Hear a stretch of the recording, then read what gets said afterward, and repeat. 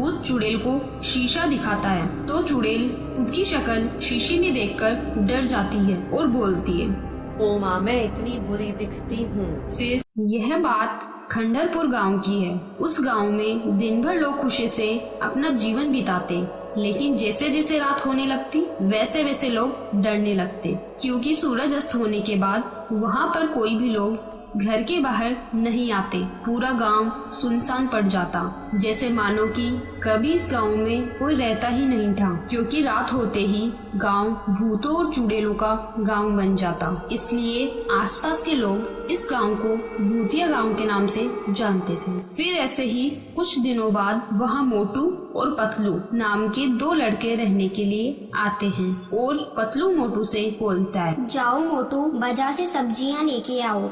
फिर मोटू बोलता है, नहीं पतलू, मैं बाजार इस टाइम नहीं जाऊंगा। क्यों मोटू, क्यों नहीं जाओगे तुम बाजार? तुम घर का काम भी कुछ नहीं करते और अब तुम्हें बाजार भी नहीं जाना।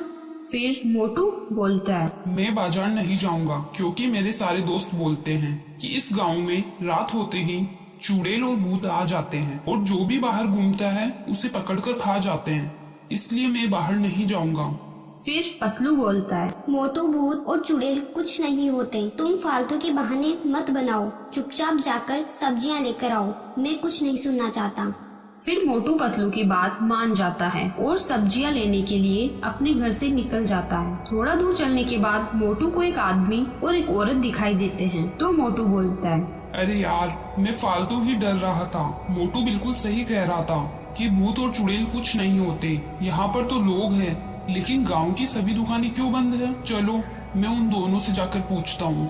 फिर मोटू उन दोनों के पास चला जाता है और बोलता है, सुनो अंकल आंटी, क्या आप मुझे बता सकते हैं कि सब्जियाँ कहाँ मिलेंगी और ये सब दुकानें बंद क्यों हैं? मोटू के इतना बोलते ही वो दोनों अपने असली रूप में आ जाते हैं और एक चुड़ैल और एक भूत बन जाते हैं। मोटू उनको देखकर डर जाता है और बिना रुके वहाँ से भाग जाता है और अपने घर चला जाता है। तो चुड़ैल बोलती है, अरे भूत भाई, मैं क्या दिखने में इतनी बुरी हूँ जो यह बच्चा मुझे देखकर इतना तेज भाग कर गया है। फिर भूत चुड़ैल को शीशा दिखाता है तो चुड़ैल खुद की शक्ल शीशे में देखकर डर जाती है और बोलती है, ओ माँ, मैं इतनी बुरी दिखती हूँ। फिर भूत बोलता है, अब तुम खुद ही सोच लो कितनी बुरी दिखती हो जब तुम खुद को देख कर ही डर गई। उधर मोटू पतलू को सारी बात बता देता है तो पतलू बोलता है, मोटू, तुम मुझे मत सिखाओ, मैं तुम्हें अच्छे से जानता हूँ, यह सब तुम्हारे बहाने हैं। सीधा सीधा बोलो ना,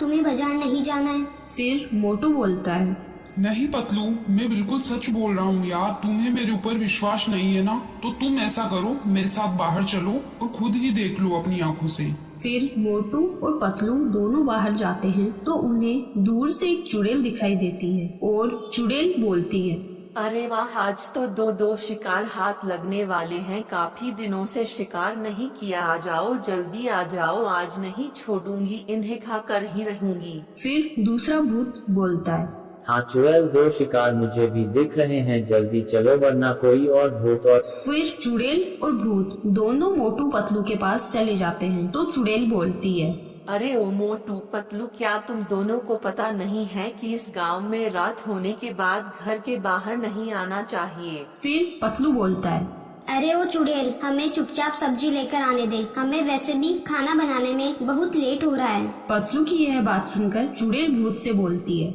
अरे भूत भाई देखो तो, यह तो मुझे कुछ समझ ही नहीं कर रहा है, ऐसे बताओ मैं एक चुड़ैल हूँ।